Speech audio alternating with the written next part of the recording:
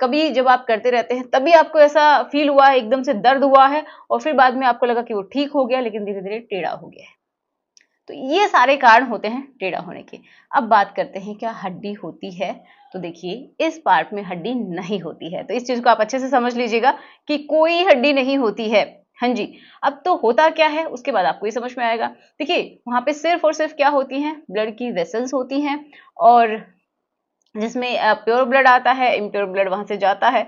जब ब्लड आके भरता है तो किसमें आके भरता है, कुछ स्पॉन्जी टिश्यूज होते हैं, मसल्स होती हैं वहां पे, ठीक है। जो मसल्स है वो फैल जाती हैं आगे की तरफ भी और साइड में भी, तो वो पार्ट हार्ड हो जाता है जब स्पॉन्जी टिश्यूज में ब्लड आके वहां पे भरता है। तो समझ में आया, जिसकी वजह से ही क्या होता है, जो हार्डनेस है वो आती हो, लेंथ भी जो नॉर्मल है विदाउट हार्डनेस, तो उससे 2 गुना से 3 गुना तक भी किसी किसी की हो जाती है, ठीक है।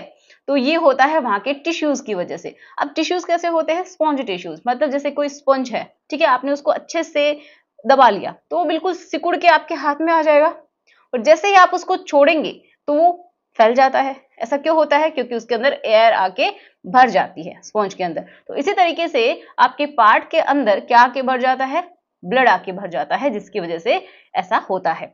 दोनों साइड में वो फैल जाता है, साइड में भी मतलब उसकी गर्थ भी एंड लेंथ भी। समझ में आया, तो वहां पे कोई हड्डी नहीं होती है। अब आपको मुड़ने वाली बात भी बताई कि क्यों मुड़ता है। अब किसी किसी की दिक्कत ये है कि अगर मुड़ा हुआ है तो क्या कोई दिक्कत होगी, नहीं, कोई दिक्कत नहीं होती है अगर आपको वहां पे कोई स्कारिंग नहीं है तो। किसी किसी को पेन होता है, ठीक है।